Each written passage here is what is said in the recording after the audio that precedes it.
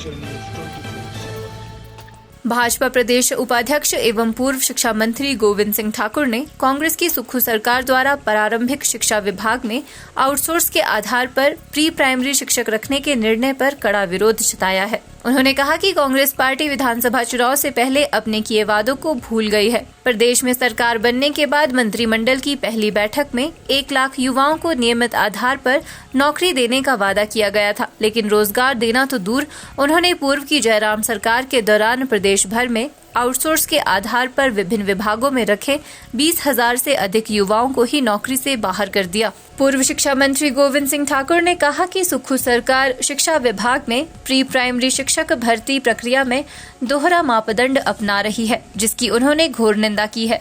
गोविंद सिंह ठाकुर ने कहा कि मुख्यमंत्री सुखविंदर सिंह सुक्खू का गणित अति कमजोर है। हिमाचल प्रदेश में नर्सरी टीचर ट्रेनिंग कोर्स का डिप्लोमा करने वाले अध्यापकों की संख्या 6,297 नहीं बल्कि 800 से अधिक है। मुख्यमंत्री केवल गलत और झूठी जानकारियां प्रदेश के लोगों को दे रहे हैं। मैं हिमाचल प्रदेश के मुख्यमंत्री श्री सुखविंदर सिंह सुक्खू जी को ये याद दिलाना चाहता हूँ कि जब वे विधानसभा का चुनाव लड़ रहे थे तब कांग्रेस पार्टी ने ये कहा था कि हमारी सरकार बनेगी और हमारी सरकार बनने के बाद हम पहले 10 दिन में 1 लाख बेरोजगारों को रोजगार देंगे। अब ये आपने आगे बढ़कर के बात कही थी कि हम किसी तौर पर भी आउटसोर्स पर नौकरियां नहीं देंगे और जिनको भी अगर हम कोई भी नौकरी देंगे तो वह नियमित आधार पर देंगे। मुझे लगता है कि सुक्खू जी जो बातें आपने तब कही उन सबका भूल गए हैं और आपने सत्ता में आने के बाद लगभग 20,000 आउटसोर्स कर्मचारी जो श्री जयराम ठाकुर जी की सरकार ने विभिन्न विभागों में रखे थे उन सबको बाहर का रास्ता दिखा दिया। और आपने तो यहां तक भी कर दिया कि जो लोग दुनिया की सबसे बड़ी महामारी कोरोना के समय में स्वास्थ्य विभाग में रखे गए थे उन सबको भी बाहर का रास्ता दिखाया, जिन लोगों ने अपना जीवन दांव पर रख करके तब सबकी सेवा की थी। और अब देखिए आपका दोहरा मापदंड कैसा है। अभी आपने एक स्टेटमेंट दिया है और शिक्षा सचिव ने नोटिफिकेशन किया है और जिसमें गलत जानकारी दी गई है और झूठ भी बोला जा रहा है।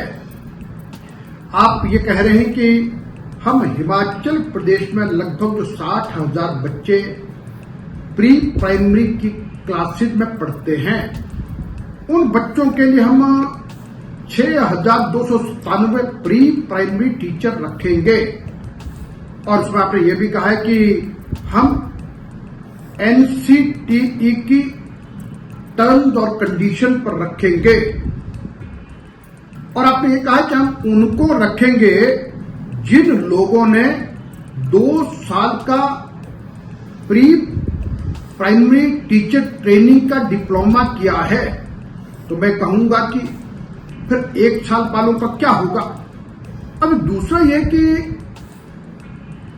आप जब ये कहते हैं 2 साल वालों को ही देंगे और साथ में कहते हैं 6,297 को, तो मुझे लगता है कि आपका मैथमेटिक्स बहुत कमजोर है और आप एक जांच करवा दीजिए। हिमाचल प्रदेश में 2 वर्षीय डिप्लोमा करने वाले नर्सरी टीचर ट्रेन जो अध्यापक हैं वो लगभग 800 से 900 के मध्य में हैं। तो इसका मतलब 800 लोगों को या 900 लोगों को देंगे तो बाकी सब गिनती आप 5-6 हजार की जो बढ़ा रहे वो आप कैसे बढ़ा रहे, यानी गलत और झूठी जानकारी आप लोगों को दे रहे हैं। मैं आपको कहूंगा कि आपने जो चुनाव से पहले कहा था हम नियमित आधार पर नौकरी देंगे, आपको नियमित आधार पर नौकरी देनी चाहिए।